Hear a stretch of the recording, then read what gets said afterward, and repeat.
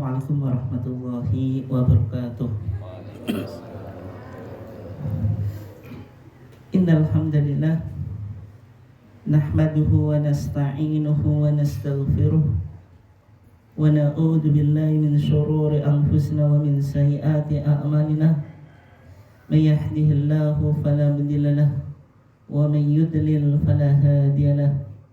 Asyhadu an la ilaha illallah wahdahu la syarika lah wa asyhadu anna Muhammadan abduhu wa rasuluh. Allahumma shalli ala nabiyyina Muhammad wa ala alihi wa sahbihi ajmain. Amma ba'd. Yang saya hormati segenap pimpinan cabang Muhammadiyah Pekanbaru dan seluruh jajarannya, dan juga Sohibul Bait, bapak-bapak dan ibu-ibu sekalian, segenap warga Muhammadiyah, pimpinan cabang Muhammadiyah Pekanbaru yang dimuliakan Allah. Alhamdulillah, pada pagi yang cerah ini kita diizinkan oleh Allah Subhanahu wa taala untuk tetap bisa memperkuat tali silaturahmi kita. Tetapi tidak hanya sekedar silaturahmi, tapi juga silatul ilmi. Bagaimana kita menghubungkan atau mengkonekkan tradisi keilmuan kita melalui kajian-kajian. Salawat dan salam semoga senantiasa terlimpahkan kepada Nabiullah Muhammad SAW, keluarganya, sahabatnya, dan seluruh orang yang mengikuti sunnahnya sampai hari kiamat. Bapak dan ibu sekalian yang dimuliakan Allah, insya Allah di kajian kita kali ini kita akan mencoba memperdalam tentang topik sunnah menurut perspektif Muhammadiyah. Jadi insya Allah 1 jam ke depan kita akan memperdalam topik tentang sunnah menurut perspektif Muhammadiyah. Bapak dan ibu sekalian dimuliakan Allah, jargon aruju ilal Quran wa sunnah, jargon back to the Quran and sunnah, kembali kepada Quran dan sunnah, itu sudah muncul sejak Muhammadiyah itu berdiri. Artinya gerakan Muhammadiyah itu tidak hanya gerakan Islam, gerakan dakwah, tapi juga harakatut tajdid, artinya gerakan pembaruan. Tajdid dalam pandangan Muhammadiyah yang secara bahasa pembaruan itu memiliki dua makna.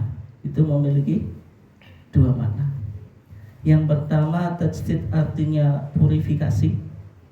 Yang kedua, dinamisasi. Jadi ada dua sayap tajdid di dalam Muhammadiyah. Sayap yang pertama, tajdid dipahami sebagai purifikasi. Yang kedua, dinamisasi. Ini sebelum kita nanti memperdalam bagaimana pandangan Muhammadiyah terhadap sunnah ini. Tajdid yang pertama itu maknanya purifikasi. Arti purifikasi itu pemurnian. Maksudnya bagaimana? Itu Muhammadiyah berusaha untuk mengembalikan kemurnian ajaran agama Islam sesuai dengan sumbernya. Yang pertama yaitu Al-Quran, yang kedua As-Sunnah As-Sahihah atau Makbulah. Di sini nanti kita semakin paham betapa pentingnya kita sebagai warga Muhammadiyah untuk memahami sunnah, untuk kembali kepada sunnah di dalam akidah kita dan juga di dalam ibadah kita secara khusus gitu. Sehingga tajdid dalam artian purifikasi itu dilakukan oleh Muhammadiyah dalam dua bidang. Yang pertama akidah, yang kedua apa? Ibadah. Jadi kalau kita bicara akidah dan ibadah di Muhammadiyah, itu selalu Al-Quran dan As-Sunnah. Dasar akidah apa? Ya Al-Quran, yang kedua As-Sunnah. Dasar ibadah apa? Yang pertama Al-Quran, yang kedua As-Sunnah. Nanti sunnahnya di Muhammadiyah diistilahkan dengan sunnah as-sahihah atau makbulah. Ketika kita bicara tentang akidah Muhammadiyah itu sudah dirumuskan di Kitabul Iman kita, HBT Jilid 1, Putusan Solo 1929. Bicara tentang usul al-aqaid as-sahihah, pokok-pokok akidah yang benar sebagaimana yang dirumuskan dari hadis Jibril. Dari hadis Jibril itu. Ketika kata Umar bin Khattab, "Bainama nahnu julusun inda Rasulillah sallallahu alaihi wasallam, ittala'an alaina rajulun syadidu bayati thiyab, syadidu sawadi sya'ar," dan seterusnya. Ketika kita lagi duduk-duduk, Pak, lagi ngopi-ngopi gitu kalau mungkin bahasa anak milenial sekarang, tiba-tiba datang kepada kita laki-laki yang bajunya sangat putih, rambutnya sangat hitam, la yura alaihi atharus safar, bekas langkah jalannya saja tidak diketahui, wala ya'rifu minna ahadun, seorang di antara sahabat yang tidak tahu sebenarnya laki-laki ini siapa. Artinya laki-laki ini rajulun gharibun, seseorang yang aneh, yang asing. Tapi sebenarnya ini malaikat apa? Malaikat Jibril. Bertanya tentang 3 perkara. Mal Islam, apa itu Islam? Mal iman, apa itu iman? Kemudian mal ihsan. 3 pertanyaan ini yang nanti akan melahirkan apa yang kita istilahkan dengan arkanuddin, rukun agama atau trilogi agama itu ya 3: Islam, iman, dan ihsan.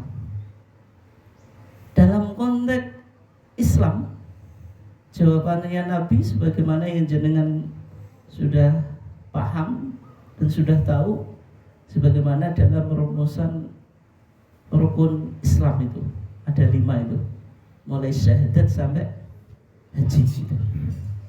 Dalam konteks iman, ketika itu malaikat Jibril bertanya kepada Nabi, "Ya Muhammadu akhbirni anil iman." Wahai Muhammad, tolong kasih tahu saya tentang apa yang disebut dengan iman. Nabi Muhammad menjawab, "Antu'mina billahi wa malaikatihi wa kutubihi wa rusulihi wal yaumil akhiri wa tu'mina bil qadari khairihi wa syarrihi." Lahir apa yang kita istilahkan dengan arkanul iman, tapi dalam HPT kita itu disebut bukan arkanul iman, tapi usul al-aqaid as-sahihah, pokok-pokok akidah yang benar. Itu hanya varian terminologi atau varian istilah, tapi sebenarnya secara substansi sama, bicara tentang rukun iman, mulai iman kepada Allah sampai iman kepada qadar, baik yang baik maupun yang jelek gitu. Kemudian yang terakhir ini saya perlu sampaikan, karena ihsan itu semakin hari di Muhammadiyah itu semakin gersang. Padahal ihsan ini penting untuk kita dalami, Pak. Karena ibadah kita, iman kita itu tidak berbuah, tidak ada nilai spiritualitasnya tanpa diiringi dengan apa? Ihsan. Ketika Nabi Muhammad ditanya oleh malaikat Jibril, "Ya Muhammadu akhbirni anil ihsan." Nabi Muhammad menjawab, "Anta budallaha ka'annaka tarahu, fa illam takun tarahu fa innahu yarak." Ihsan itu engkau menyembah Allah seakan-akan engkau melihatnya. Bisa atau enggak, Pak? Susah. Secara umum makom kita belum sampai itu, Pak. Kita baru Allahu Akbar itu sholat, yang kita pikirkan apa, Pak? Bangun kotanan. Nek jenengan apa Bu? Allahu Akbar yang jenengan pikirkan apa? Macam-macam nih. Pemenane kudanan kompore wis dipateni togung. Itu belum, nggak mungkin itu anta budallah ka anak apa? Taruh. Sehingga Nabi ngasih solusi yang lain. Wa illam takun tarahu fa innahu apa? Yaraka. Kalau engkau nggak bisa beribadah kepada Allah seakan-akan kau melihatnya, cukup diyakini kalau Allah bisa melihat kita. Sehingga ketakwaan kita kepada Allah itu ya di mana, ittaqillaha haitsuma kunta. Dimanapun kita ada, harus kita berada di atau di dalam makom muraqabah. Kita selalu diawasi oleh Allah. Baik siriyatan au alaniyatan, baik dalam kondisi sepi maupun secara publik gitu. Nah, ihsan ini yang memang jarang dibahas Pak di Muhammadiyah, sehingga butuh bagaimana sebenarnya ihsan di dalam Muhammadiyah. Muhammadiyah itu kan kadang-kadang hanya bicara fikih. Kalau fikih itu perdebatan terus, kadang-kadang nilai spiritualitasnya kurang, sehingga antara fikih dengan ihsan itu harus seimbang gitu ya. Tapi kembali ke pembahasan kita, rumusan akidah Muhammadiyah sebagaimana dalam Kitabul Iman tadi, intinya orang beragama itu harus bertauhid. Dan tauhid yang benar itu harus terhindar dari penyakit akidah yang diistilahkan oleh Muhammadiyah dengan istilah apa? TBCS. Ini penting Pak. Kadang saya ngisi Baitul Arqam di beberapa Muhammadiyah, di Amkes Amal Usaha Kesehatan itu kadang-kadang istilah TBCS itu nggak tahu, meskipun mereka sangat paham tentang TBC dalam dunia medis, tapi TBC dalam Muhammadiyah itu kurang begitu paham. Dan kenapa kok istilah di Muhammadiyah TBC sebagaimana nama penyakit dalam dunia medis? Mungkin itu dianggap sama-sama berbahaya, sama-sama kronisnya yang perlu untuk diterapi. Sehingga akidah kita nggak boleh terdiagnosa mengidap penyakit yang diistilahkan dengan TBC kemudian ditambah S. T-nya yaitu takhayul. Takhayul itu apa? Khayalan, kesialan. Angka 13 itu angka sial. Generasi muda menyebutnya unlucky number, angka kesialan. Sehingga di hotel itu kamar itu dari nomor 12 langsung loncat 14. 13-nya nggak ada, biar hotelnya tetap ramai gitu. Kursi pesawat itu dari angka 12 langsung pindah ke 14, bisa supaya pesawatnya nggak jatuh gitu. Tapi Muhammadiyah itu berani-beraninya milih struktural itu jumlahnya 13 itu. Itu bukankah menantang kesialan gitu. Berarti semua kebijakan putusan yang dilahirkan dari pimpinan 13 itu mengarah kepada kesialan. Tapi terbukti atau enggak? Tidak. Muhammadiyah semakin hari semakin berkembang. Berkembang Pak, insya Allah. Meskipun tadi sekolahnya kok semakin mundur-mundur. tapi insya Allah tetap berkembang Pak. Semangat itu.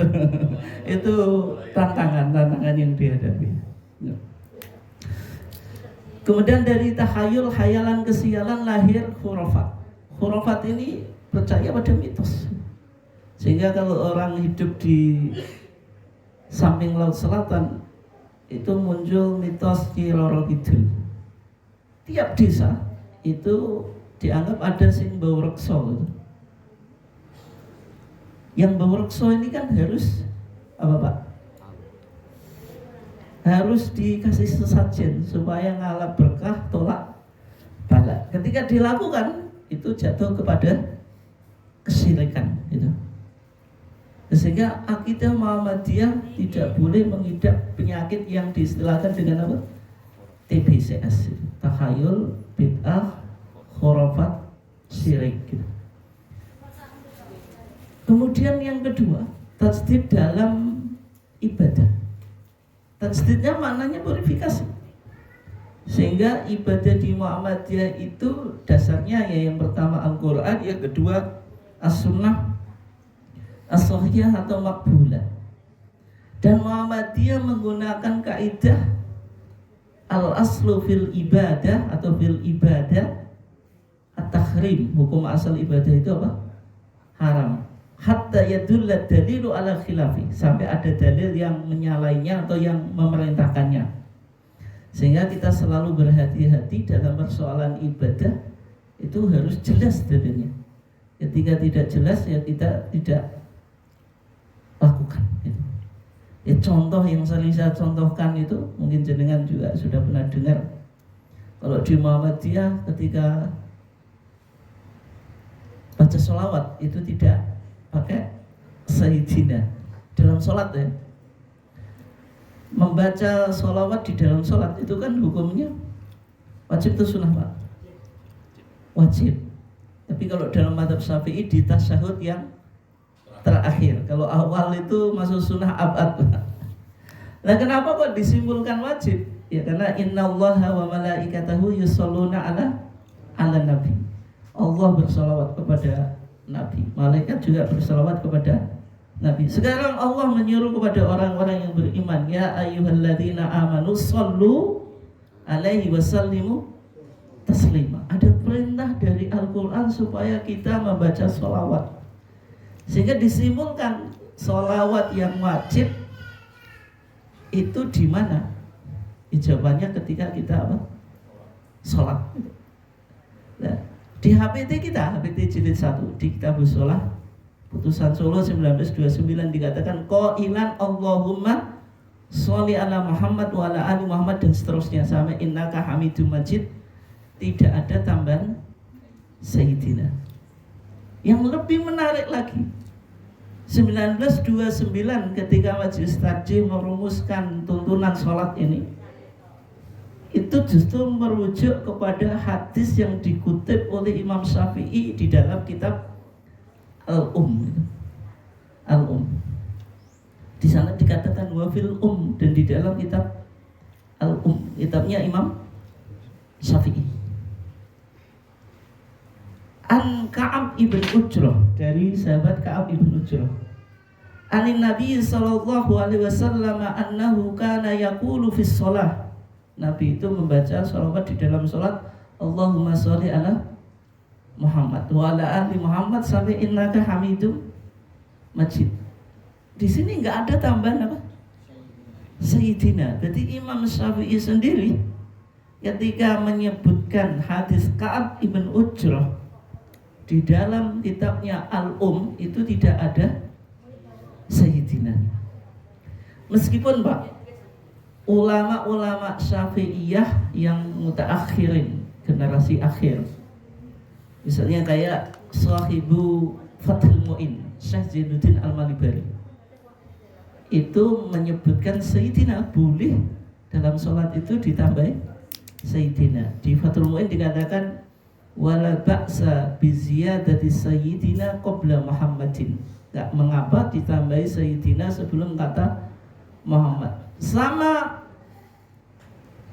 pemberi hasyiah Fathul Mu'in yaitu Sayyid Abu Bakar Syato Ad-Dimyati, sahibu hasyiyati i'anati talibin, mengatakan bal hiyal aula, justru ditambah sayyidina itu lebih utama. Tapi ini menggunakan pendekatan etika Pak. Kalau mungkin bahasa kita ya ihsan atau irfani, mengedepankan etika kepada Nabi, yaitu sulukan lil adab, bagaimana beretika kepada Nabi. Tapi kalau kita di Muhammadiyah, etika apalagi hubungannya dengan ibadah itu kan harus dihubungkan dengan kaidah asal dalam konteks ibadah, yaitu al-aslu fil ibadah at-tahrim, hukum asal ibadah itu ya haram gitu. Atau al-aslu fil ibadah at-tauqif wal ittiba, hukum asal ibadah itu ya menunggu dalil dan ittiba kepada Nabi. Karena Nabi tidak pernah menambahkan sayyidina, ya kita nggak pakai sayyidina. Itu kaidah yang dibangun oleh majelis apa? Tarjih. Ini contoh bagaimana Muhammadiyah memahami bahwasanya tajdid itu maknanya purifikasi dalam konteks akidah dan ibadah. Yang kedua, Pak, makna tajdid di dalam Muhammadiyah itu artinya dinamisasi. Dinamisasi itu bisa berkembang sesuai dengan perkembangan zaman. Dalam merespon perkembangan zaman harus direspon dengan semangat kreatif dan inovatif. Modernitas itu tidak untuk dijauhi, tapi harus dijawab. Muhammadiyah tidak anti apa? Modernitas. Sehingga Muhammadiyah dalam memahami muamalah duniawiyah, muamalah duniawiyah itu segala sesuatu yang tidak ada hubungannya dengan akidah dan ibadah, konteks interaksi sosial, sebagaimana yang dinyatakan oleh Nabi, antum a'lamu bi amri dunyakum atau bi umuri dunyakum, kamu yang lebih tahu bagaimana tata cara mengelola keduniaan. Nanti sama tarjih ditafsiri, maksud hadis ini huwal umur allati lam yub'ats li ajlihal anbiya, adalah perkara-perkara yang bukan menjadi tugas Nabi, perkara-perkara konteksnya keduniaan. Dan yang menarik, sababul nuzul sababul wurud hadis tersebut itu kan berkaitan dengan talqih, Pak. Talqih itu penyerbukan korma atau korma jantan itu kan diserbukan dengan korma betina. Itu ketika itu dilakukan oleh penduduk Madinah. Sama Nabi nggak usah ditalqih, biarin terjadi penyerbukan secara alamiah. Tapi ternyata ketika panen terjadilah kegagalan. Nabi dikomplain.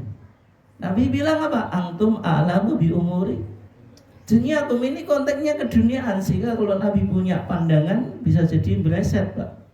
Tapi kalau berkaitan dengan syariah, ibadah, akidah, tidak boleh meleset. Karena Nabi harus terproteksi dari kesalahan. Itulah yang disebut dengan ismah. Tidak mungkin Nabi apa?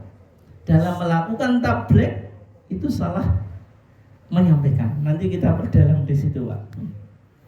Nah, contohnya tajdid dalam arti dinamisasi. Ini sering saya contohkan, Pak. Kita di Muhammadiyah itu mengalami perkembangan pemikiran. Dulu dari ru'yatul hilal ke hisab, sekarang ke KHGT. Ya meskipun ru'yatul hilal itu yang ada dalilnya dari Nabi. Nabi itu puasa Ramadan itu berapa kali Ramadan, Pak? Selama Nabi hidup. Pinten Ramadan, Bu? Nabi puasa Ramadan selama Nabi hidup. 9 Ramadan. Semuanya itu pakai apa? Ru'yah. Enggak pernah Nabi puasa dengan hisab. Nabi memerintahkan sahabat dengan mengatakan sumu li ru'yatihi wa aftiru li ru'yatihi. Puasa itu ya dengan ru'yatul hilal, berbuka atau berhari raya itu dengan ru'yatul hilal. Fa in ghumma 'alaikum fa akmilu iddata Sya'ban 30 yauman. Kalau terjadi mendung, suruh istiqmal menggenapkan usia bulan Sya'ban menjadi 30 hari. Ini dengan ru'yah. Tapi kenapa kok Muhammadiyah menggunakan hisab? Ya karena Muhammadiyah memahami hadis ini bisa dicari ilahnya. Sehingga kaidah dalam fikih itu al-hukmu yadur ma'a illati wujudan wa adaman. Hukum itu ditentukan kausalitasnya. Ketika masih ada ilah berlaku hukum, ketika tidak ya tidak berlaku hukum itu. Dan ternyata Umar ibn Khattab sendiri itu juga pernah menggunakan apa Pak? Metode ijtihad taklili, mencari ilah. Umar bin Khattab, di masa Umar bin Khattab itu orang mencuri itu tidak dipotong tangan Pak. As-sariqu was-sariqatu faqta'u aydiyahuma. Kenapa? Karena orang mencuri itu ternyata mencuri karena kelaparan. Waktu itu kan paceklik Pak. Jadi orang banyak pencurian, tapi mencurinya bukan sebagai profesi Pak. Kalau sekarang mencuri itu profesi itu atau kebentel Pak. Macam-macam Pak ya. Tapi ketika itu kebentel itu karena harus hidup itu, sehingga dia apa? Mencuri. Ketika mencuri ternyata tidak dilakukan potong tangan, dipahami ya, karena intinya maksud ayat tadi as-sariqu was-sariqatu faqtu aydiyahuma, itu syariat ingin menjaga hifdzul mal Pak, menjaga apa? Harta. Tapi syariat juga harus hifdzun nafs, menjaga jiwa. Sehingga kalau orang kelaparan gitu, dia harus bisa survive dengan mencuri gitu. Dan negara tidak bisa apa Pak, memberikan makan, dia mencuri kan terpaksa, sehingga hukum potong tangan itu tidak dilakukan. Itu kan berarti Umar bin Khattab sudah menggunakan taklil. Sehingga wajar kalau Muhammadiyah misalnya membawa hadis tentang ru'yah itu ke apa yang dinyatakan Nabi, nahnu ummatun ummiyatun la naktubu wa la nahsubu. Kita umat yang ummi, tidak bisa nulis, nggak bisa menghitung. Sehingga tidak mungkin Nabi memerintahkan sahabat yang ketika itu mayoritas buta huruf, huwaladzi ba'atsa fil ummiyina rasula, itu untuk melakukan hisab atau menentukan kriteria awal bulan dengan apa? Dengan menggunakan hisab atau astronomi. Tapi dalam konteks sekarang Pak, umat Islam sudah menguasai ilmu pengetahuan. Ilmu pengetahuan itu tidak dipertentangan dengan agama. Menunjukkan Muhammadiyah menerima modernitas. Meskipun ada kelompok yang antara agama dengan ilmu pengetahuan itu berusaha untuk didikotomikan, tidak disinkronkan atau diharmoniskan. Sehingga dalam pandangan Muhammadiyah, ilmu astronomi itu bisa kita gunakan untuk mempermudah pelaksanaan ibadah dengan apa? Menerima apa? Hisab. Karena penentuan kriteria awal bulan itu sifatnya ta'akuli Pak, bisa dirasionalkan. Tapi kalau puasanya, hari rayanya itu ta'abudi, yang harus dilakukan sesuai dengan ketentuan syariat dan tidak boleh ditafsir ulang mengikuti perkembangan apa? Zaman. Dan sekarang Muhammadiyah dari hisab nanti mengarah ke KHGT. Apa KHGT? K-nya kalender, hanya hijriah, G-nya global, T-nya tunggal. Nah ini apa PR Muhammadiyah untuk bisa membayar hutang peradaban. Karena umat Islam ini satu-satunya umat yang belum punya kalender global. Tidak ada unifikasi kalender sampai sekarang. Meskipun ini butuh waktu yang cukup lama Pak. Nggak semudah yang kita bayangkan itu. Nanti ke depan Muhammadiyah tantangannya semakin berat gitu, ketika memperjuangkan KHGT ini. Ya faktanya tidak semua umat Islam di dunia menerima kalender apa? Global gitu. Problem kita itu kalau belum punya kalender global, itu satu tanggal bisa punya 2 hari gitu. Saya masih ingat dulu ketika kita puasa Ramadan itu ada yang Senin, ada yang Selasa. Kita kebetulan Senin Pak ya kalau nggak salah itu. Kita 30 hari puasanya, tetangga sebelah 29. Ini yang paling gak menguntungkan, Pak. Karena kita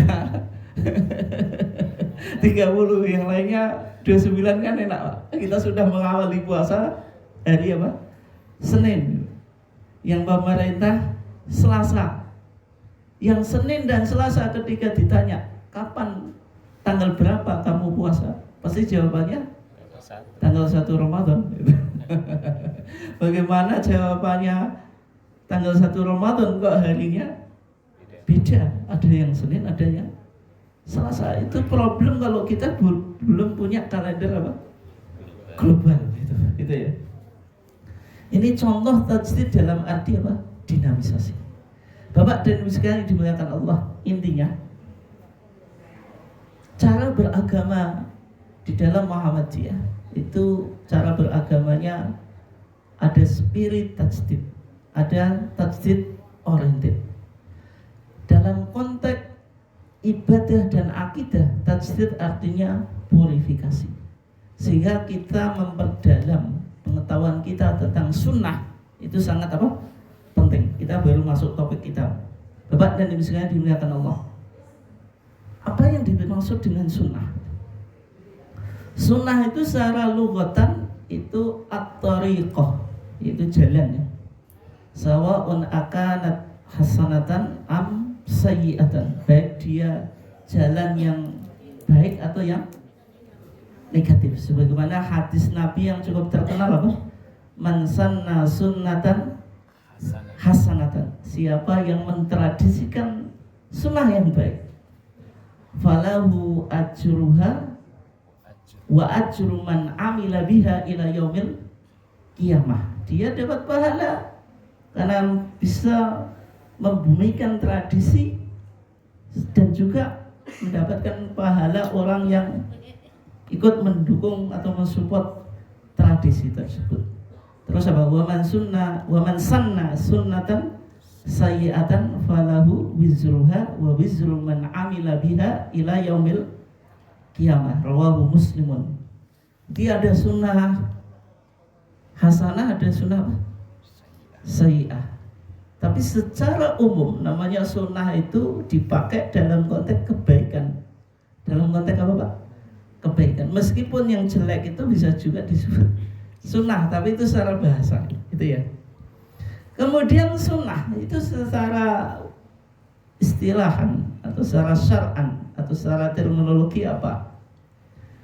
Sunnah itu ya secara mudah, Pak, qaulun Nabi, ucapannya Nabi, fi'lun Nabi, perbuatannya Nabi, takrirun Nabi, ketetapannya Nabi. Sehingga nanti melahirkan 3 macam sunnah. Yang pertama disebut as-sunnah al-qauliyah, yang kedua disebut as-sunnah al-fi'liyah, yang ketiga as-sunnah apa? Takririyah. Kita awali dulu yang pertama. Disebut as-sunnah qauliyah, ucapannya Nabi. Pokoknya apa yang diucapkan Nabi berkaitan dengan agama,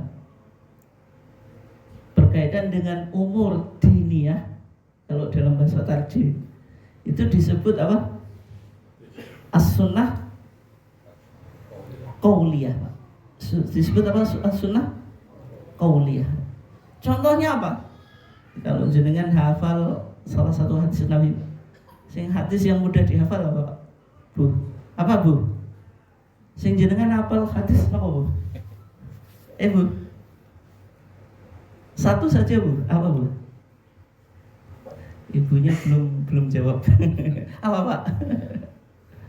Banyak. Innamal a'malu binniyat. Ini berarti sunnah qauliyah. Nabi mengatakan kalau sholat itu ngikuti gaya Nabi. Shollu kama ra'aitumuni usolli.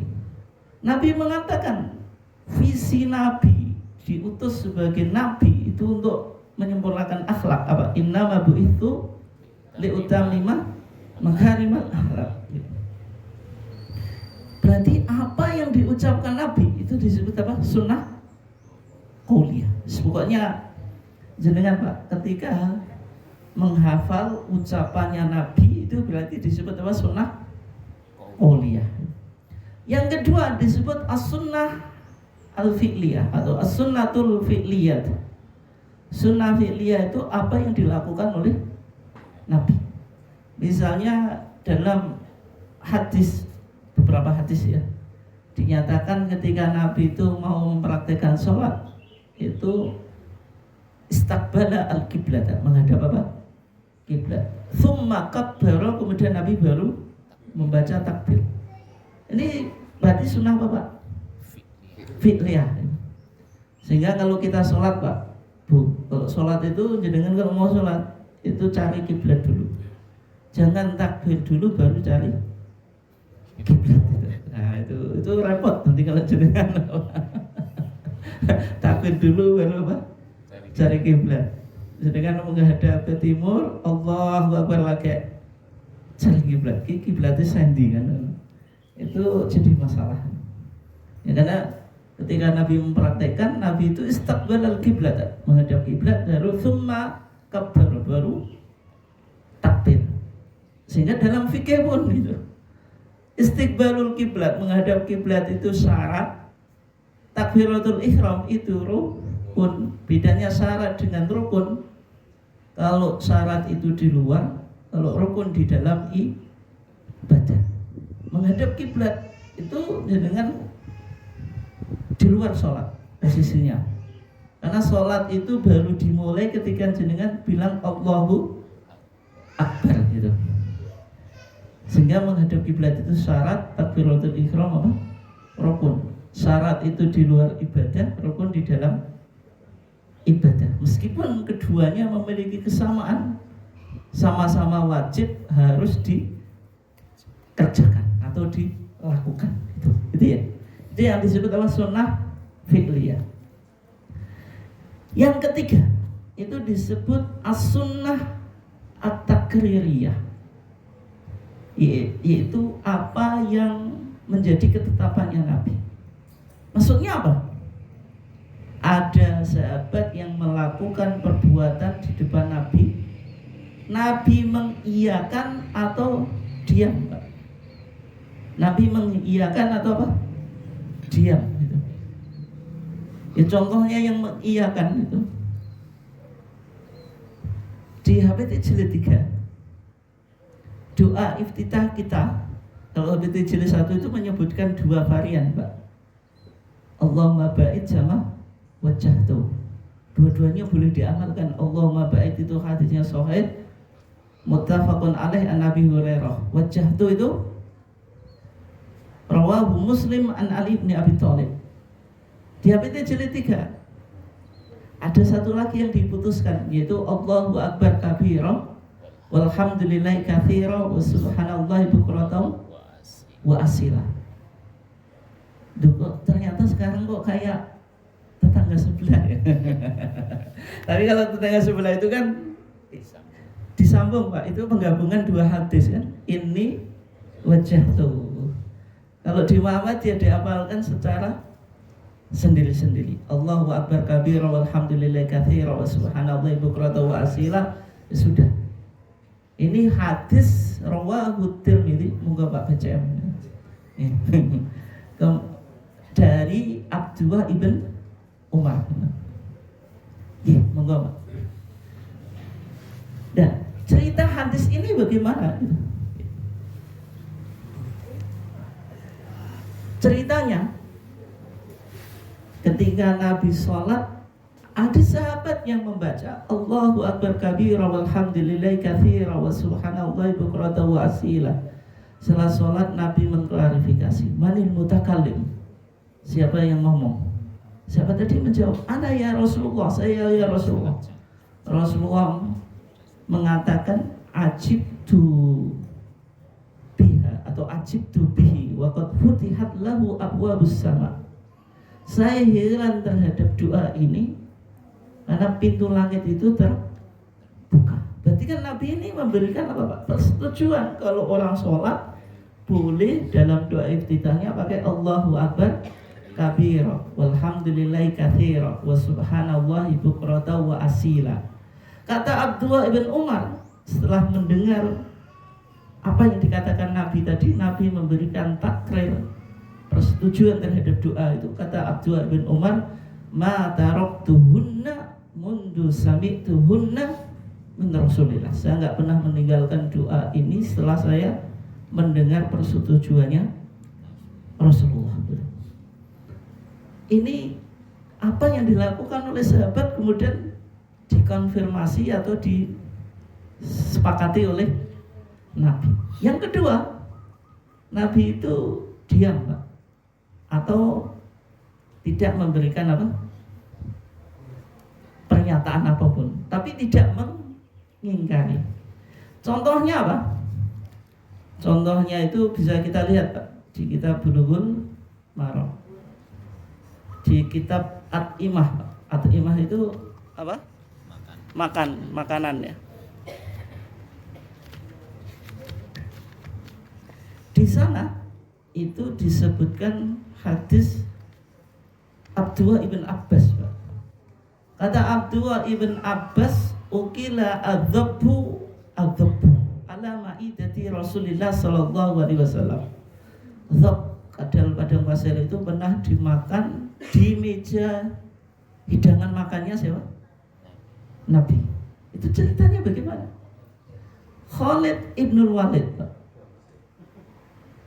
itu pernah dikasih oleh-oleh sama bibitnya, itu kadal padang pasir, kadal gurun, kadal gurun bahasa lainnya ya. Dimasak. Kemudian Nabi juga ada di situ.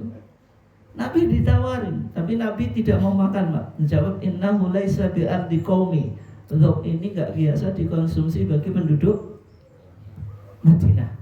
Tapi Khalid ibnul Walid, Pak, tetap makan di depan Nabi. Nabi hanya melihat, ditawari enggak mau, tapi juga tidak apa, Pak? Tidak melarang. Nabi hanya diam tadi.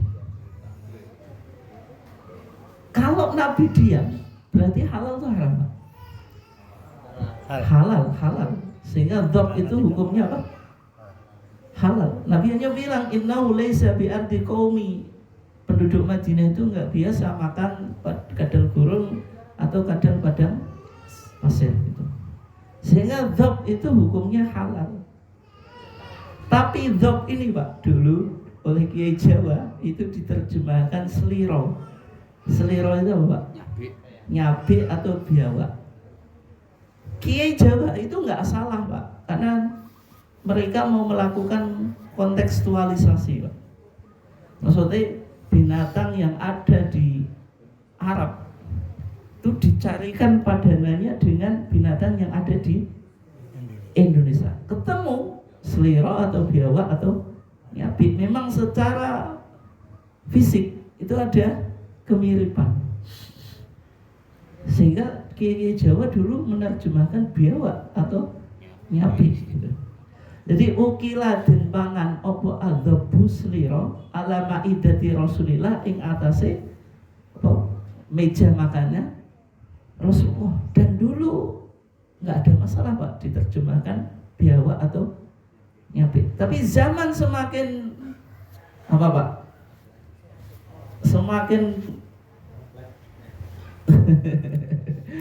Semakin kompleks atau zaman semakin maju sekarang, Pak. Sekarang masyarakat itu kan suka hal-hal yang aneh. Ada kuliner apa, Pak? Ekstrim gitu. Gorengan apa? Gorengan. Jenengan buka YouTube, Pak, itu ada di Mangga 2 Jakarta itu sate ular kobra, Pak. Jadi darahnya itu dimasukkan gelas ini, diminum, kemudian dagingnya itu di sate itu. Kemudian ada yang di Sulawesi itu, ada apa itu tempat? Hah? Itu semua daging, namanya pokoknya beriman, Pak. Beriman itu, tapi itu singkatan. Kok beriman itu? Jangan buka. Itu nanti ada daging ular, daging anjing, semacam-macam.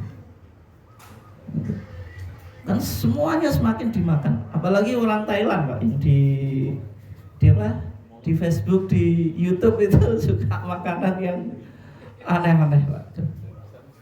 Nah, di tempat kita nyabi itu kan mulai dikonsumsi juga Pak. Ada rica apa? Nyabi gitu. Katanya buat penyakit gatal, entah apalah itu alasannya. Tapi masalahnya nyabi dengan dhok itu beda. Meskipun secara fisik ada kemiripan. Kalau dhok itu makanannya rerumputan, dia tidak makan daging. Kalau nyabi makanannya apa Pak? Pitik, ndok, amblas kabeh. Kemudian kalau dhok, kadal gurun tadi, itu nggak pernah minum air. Tapi 40 hari dia hanya kencing sekali. Kalau nyabi itu kencingnya kayaknya sehari itu lebih dari 1 kali Pak. Saya nggak tahu juga. Tapi yang jelas dia minum air. Hidupnya di rawa-rawa kok, di kali kok. Kemudian dhok itu jenis kelaminnya, alat kelaminnya itu ganda. Kalau jantannya 2, kalau betina ya 2. Kalau dhok, kalau nyabi itu 1 Pak ya. 1 Pak ya. 1. Dhok itu usianya itu sampai 700 tahun Pak. Selama pitung keturunan Pak yang Jawa. Apa sugih pitung keturunan. Ya kan usia kita itu kan kurang lebih kan 100 tahun Pak ya. Meskipun jarang ya, tapi kan ngitungnya yang mudah itu kan, berarti kalau 700 tahun nih berarti 7 keturunan. Tapi kalau nyabi itu kayaknya nggak sampai segitu, sehingga kesimpulannya beda. Kesimpulannya apa? Beda antara nyabi dengan dhok atau kadal padang pasir. Dan nyabi itu dalam mazhab Syafi'i itu haram Pak, karena masuk apa yang disabdakan oleh Nabi apa? Kullu dzinabin minas sibai fa akluhu apa? Haram. Atau kullu dzinabin minas sibai wa kullu dzimikhlabin minat thair fa akluhu apa? Haram gitu. Sesuatu yang punya taring atau hewan yang punya apa? Cakar itu apa? Berkuku tajam itu hukumnya apa? Haram itu. Itu contoh apa sunnah takririyah. Yang keempat Pak, ada ulama yang menambahi sunnah itu tidak hanya qauliyah, tidak hanya fi'liyah, tidak hanya takririyah, tapi ada sunnah hamiyah. Itu pendapatnya Al-Imam Az-Zamakhsyari Pak. Imam Zarkashi, mohon maaf. Al-Imam Az-Zarkashi itu menambahi ada sunnah hamiyah. Sunnah hamiyah itu apa? Keinginan atau kehendak Nabi, tapi tidak pernah dilakukan. Itu disebut apa? Sunnah hamiyah. Karena Nabi itu pernah memiliki keinginan kemudian tidak pernah dilakukan. Ya contoh keinginannya Nabi Pak. Nabi itu dalam hadis yang bicara tentang sholat jamaah dan sholat Jumat itu Pak, kata Nabi kan laqad hamamtu, sungguh saya berkehendak an amura rajulan, memerintahkan seseorang untuk bawa kayu bakar, terus memerintahkan seseorang untuk mengimami sholat. Nabi keluar masjid bawa pasukan dengan senjata kayu bakar, fa'uhariqa alaihim buyutahum, atau fa'uhariqa alladzina la yashhaduna al-jamaah, orang yang tidak mendatangi sholat jamaah. Itu Nabi punya keinginan tapi tidak pernah dilakukan. Sehingga ulama khilaf Pak. Kalau mazhab Hambali memahami kalau Nabi punya kehendak untuk bakar orang yang mendatangi sholat jamaah, berarti sholat jamaah ini hukumnya wajib, wajib ain dalam mazhab apa? Hambali. Tapi ulama yang lain Nah, ini kan hanya kehendak Nabi, tidak pernah dilakukan. Dan di hadis yang lain Nabi mengatakan sholatul jama'ati afdalu min sholatil fadhi bisab'in wa ishrina darajah. Ada dua hal yang dibandingkan antara sholat wajib dengan sholat sendirian. Perbedaannya 1:27. Berarti kan dua-duanya boleh, karena Nabi tidak mungkin membandingkan dua hal yang satu boleh, yang satu tidak boleh. Sehingga disimpulkan sholat jamaah itu hukumnya tidak sampai wajib, hanya sunnah muakkadah. Tapi terlepas dari itu Pak, intinya Nabi punya apa? Keinginan. Sehingga sunnah hamiyah ini kadang-kadang juga bisa melahirkan sebuah hukum Pak. Imam Syaukani, tapi ini kita agak tinggi, agak tinggi tapi nggak apa-apa, insya Allah jenengan bisa paham. Imam Syaukani di kitab usul fikihnya Irsyadul Fuhul itu mengatakan keinginan Nabi atau hamiyah itu tidak bisa melahirkan hukum, karena keinginan itu ya sekedar keinginan, tidak terlaksana, sehingga tidak bisa dikategorikan sunnah. Tapi Imam Syaukani di dalam Nailul Autor, ketika dia bicara tentang puasa Tasu'a, Pak. Puasa Tasu'a itu kan sunnah hamiyah, ya atau enggak? Nabi sudah biasa puasa Asyura gitu, tanggal 10 Muharram. Tapi Nabi kalau melakukan ibadah ini sudah dipraktekkan oleh umat-umat sebelumnya Pak, itu pasti ingin mukhalafah. Mukhalafah itu apa? Beda. Nggak hanya sekedar kalau bahasa sekarang ya copy paste atau copy paste gitu, hanya jiplak saja. Harus ada inovasi gitu. Sehingga kalau Asyura itu sudah biasa dilakukan oleh orang Yahudi gitu. Orang Yahudi itu sudah biasa puasa apa? Asyura gitu. Sebagai bentuk kesyukuran orang Yahudi selamat dari dari Fir'aun. Musa bisa mengeluarkan Bani Israel dari tanah perbudakan, yaitu Mesir, menuju tanah perjanjian atau Palestina. Tapi Nabi Musa nggak sampai tanah Palestina, sudah meninggal di tempat namanya Moab. Itu kan Fir'aun tenggelam di Laut Merah, yang jasadnya masih ditemukan, sekarang disimpan di museum mana Pak? Mathafu Tahrir atau Museum Tahrir Pak, di Kairo ya. Itu kan tanggal Pak 10 Muharram atau Asyura. Sehingga Nabi ketika mendengar orang Yahudi itu sudah mengagungkan hari Asyura, Nabi ingin beda. Supaya beda, Nabi memiliki keinginan untuk puasa Tasu'a tanggal 9. Nabi bilang apa? Lain bagi itu ila qabilin la'asumanna atasi'a. Kalau saya masih hidup tahun yang akan datang, saya akan puasa tanggal 9. Tapi masalahnya qad tuwfiya Rasulullah SAW. Nabi itu sudah meninggal, beliau belum sempat puasa Tasu'a. Ya, oleh sebab itu ada khilaf, puasa Tasu'a itu boleh dilakukan atau enggak? Boleh. Nabi pernah punya keinginan tapi belum melaksanakan. Nah, terus gimana ini? Nah, sehingga ulama mengatakan sunnah hamiyah itu sebenarnya masuk sunnah fi'liyah. Lalu masuk sunnah fi'liyah karena hati itu punya pekerjaan. Fi'lun qalbiyun. Pekerjaan apa? Hati. Pekerjaan hati itu apa Pak? Niat Pak.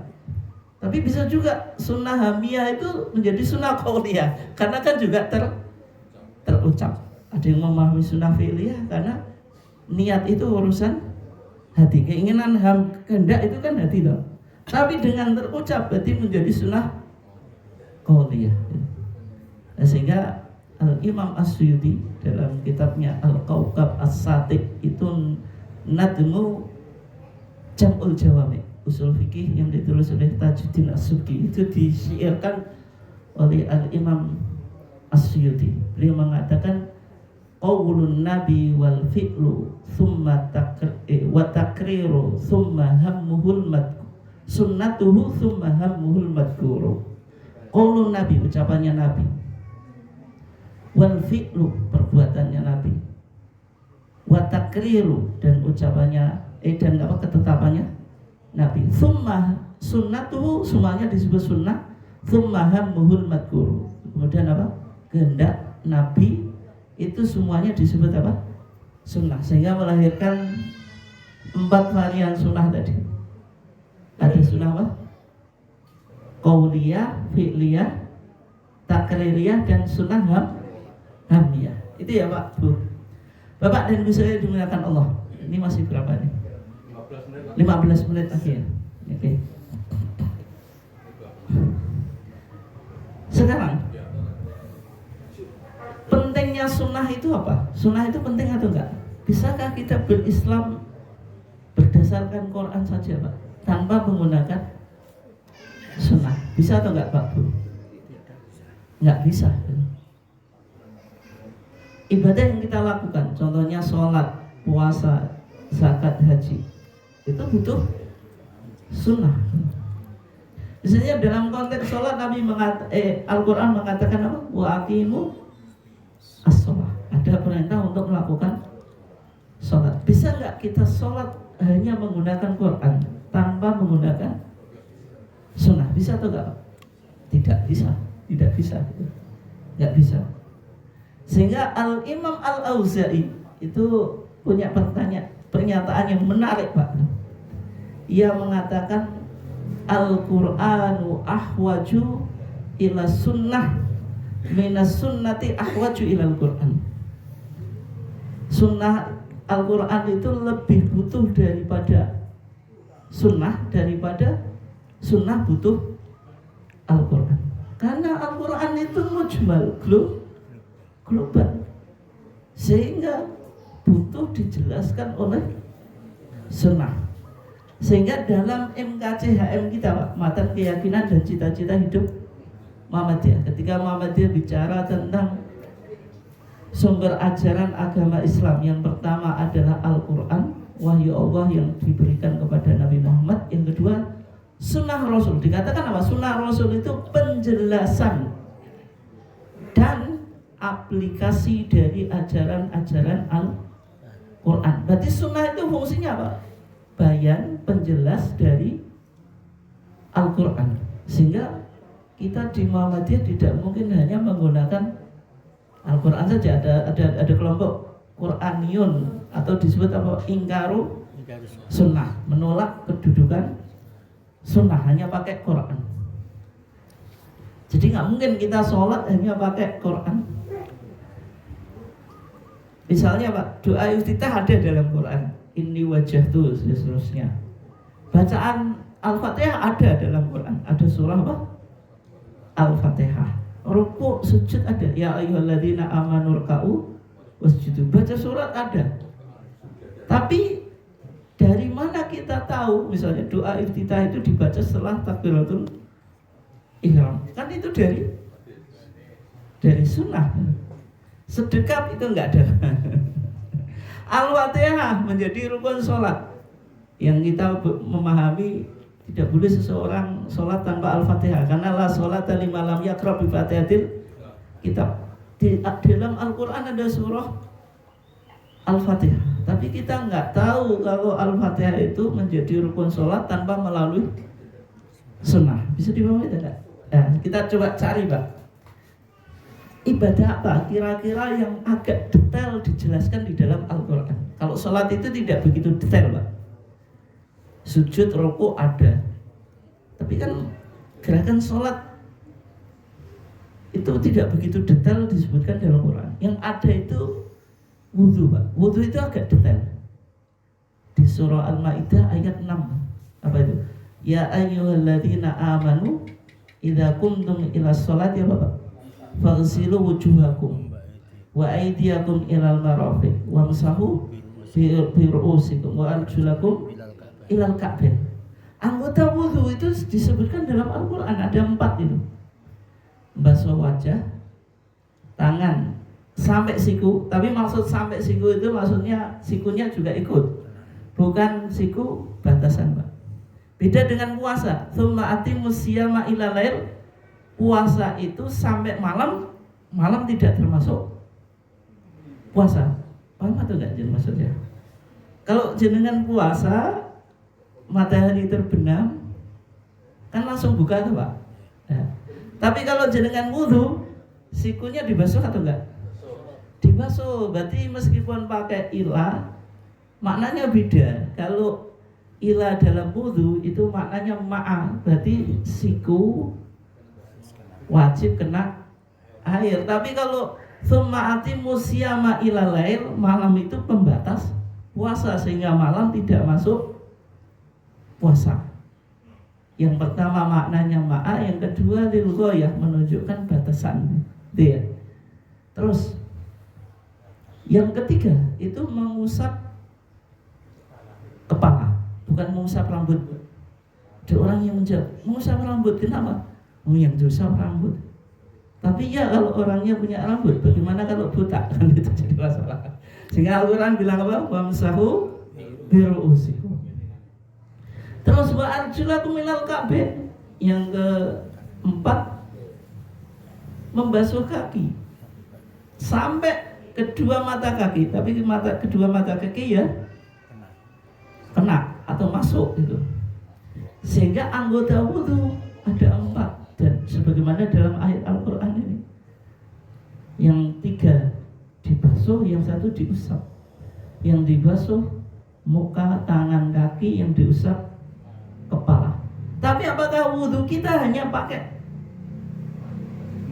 4 itu, Pak? Atau sesuai dengan ayat Al-Quran? Tidak. Tetap kita butuh sunnah. Kalau jenengan mau wudhu, yang jenengan lakukan apa? Ya sebelum kumur itu, Pak, membasuh kedua telapak tangan 3 kali. Ada dalam Quran? Tidak ada. Tidak ada, Pak. Itu dijelaskan oleh sunnah. Dihukumi ya sunnah, enggak wajib. Terus apa? Misalnya siwakan, gosok gigi, enggak disebutkan. Terus apa? Matmadoh. Matmadoh itu berkomor. Istinsyaq, menghisap air ke hidung. Istinthar, menyemprotkan air dari hidung. Ini enggak ada dalam Al-Quran. Sunnahnya berapa? 3 kali. Sunnahnya pakai 2 telapak tangan atau 1 telapak tangan. Ini penting, Pak, ini penting. Meskipun kita enggak fokus di sini, tapi karena kita coba sampaikan ya penting untuk diperhatikan. Kalau jenengan berkumur-kumur itu pakai 2 telapak tangan atau 1? Umumnya 2, Pak. Mayoritas masih 2. Tapi di hadisnya itu min kafatin wahidatin. Ngambilnya betul 2 tangan, tapi ketika memasukkan setengah dibuat kumur-kumur, setengah hidung itu pakai 1 telapak tangan yang kanan. Kalau istinthar itu pakai tangan yang kiri. Itu sunnahnya semacam itu. Meskipun jenengan kalau 2 ya tetap sah, tapi sesuai sunnah yang gitu. Dan di tarjih juga semacam itu. Ini semuanya kita dapatkan dari hadis, tidak ada di dalam Al-Quran. Misalnya anggota wudhu yang sepasang, itu apa saja, Pak? Tangan, kaki, kedua telinga, kedua mata. Tapi mana yang kita disunahkan untuk taqdimul yumna alal yusra, mendahulukan kanan daripada yang kiri. Itu ya cuma tangan sama kaki gitu. Itu yang memungkinkan, Pak. Kalau mengusap telinga itu bersamaan. Kenapa? Karena sangat mungkin untuk dilakukan secara bersamaan. Oh, tangan bisa langsung dijelup, Pak. Di kolam ya, di jeding gitu. Tapi masalahnya ada kesunahan yang lainnya, yaitu tadlik, menggosok-gosok. Kemudian apa? Tahlil, nyela. Itu kalau bersamaan gimana, Pak? Nggak bisa. Tapi kalau mengusap telinga itu bisa, Pak. Dua-duanya sekaligus ya. Terus mata kenapa kok nggak tangan dulu, kanan dulu baru yang kiri?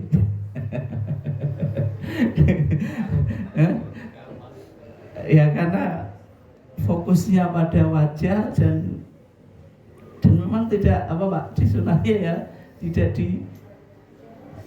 dijelaskan untuk mendahulukan yang sebelah kanan itu. Artinya tetap butuh apa? Hadis atau sunnah. Oke, 5 menit lagi Pak sebelum saya tutup ya. Itu fungsi sunnah.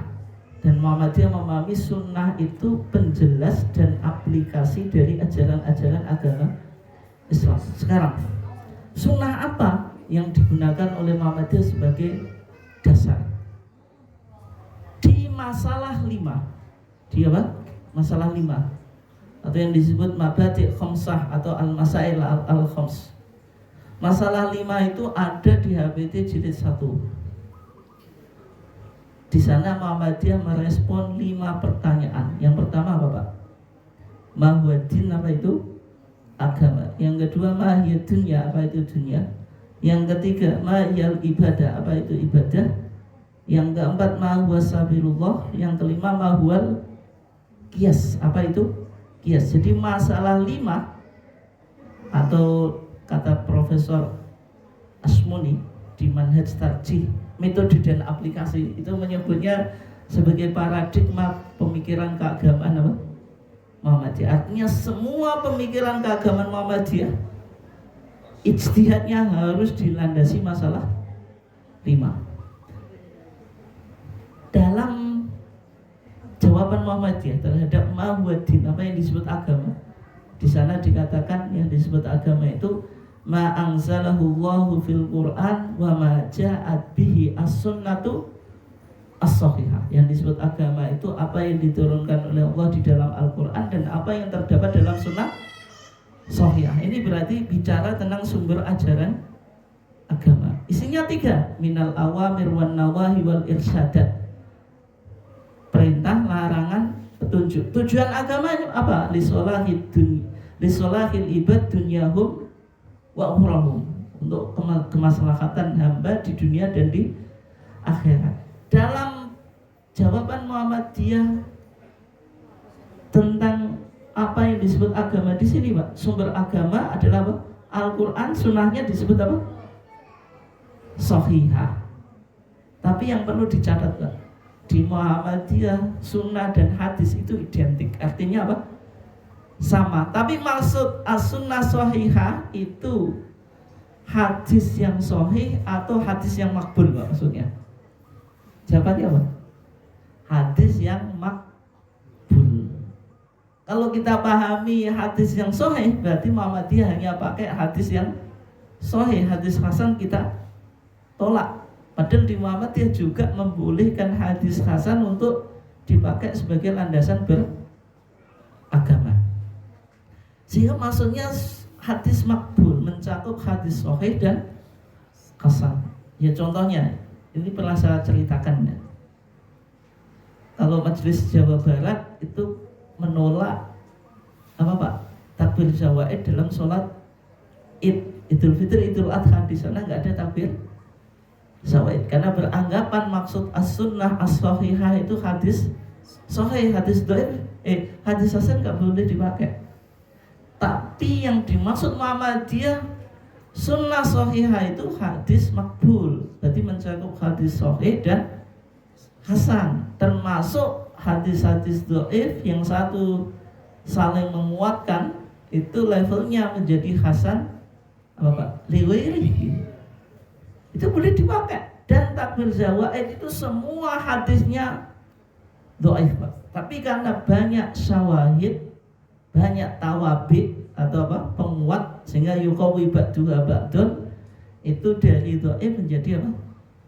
Hasan liwairi, sehingga boleh diamalkan. Kesimpulannya, sunnah yang tidak boleh dipakai di Muhammadiyah itu as-sunnah al-dhaifah atau hadis dhaif atau hadis maudhu. Sehingga Muhammadiyah nggak pakai hadis yang dhaif atau maudhu. Contohnya di kitab shalah kita, Sholat untuk laki-laki dan perempuan itu gerakannya sama atau enggak? Sama atau enggak, Bu? Maksudnya kalau gerakan sholatnya laki-laki dan perempuan itu sama atau enggak? Dalam mazhab Syafi'i dibedakan, Pak. Terutama dalam rukuk dan sujud. Itu kan suruh menempelkan anggota tubuhnya satu dengan yang lainnya, agak dembok gitu. Pet. Itu ada hadisnya, yaitu hadis Habib ibn Zaid, tapi itu mursal, disebutkan oleh Imam Abu Dawud di kitab Marasilnya, sehingga tidak bisa dipakai. Nah, Muhammadiyah menggunakan keumuman hadis sallu kama ra'aitumuni usolli. Itu berlaku untuk laki-laki dan perempuan. Sudah 10:30, saya kira saya cukupkan ya, nanti bisa dipertajam dalam tanya jawab.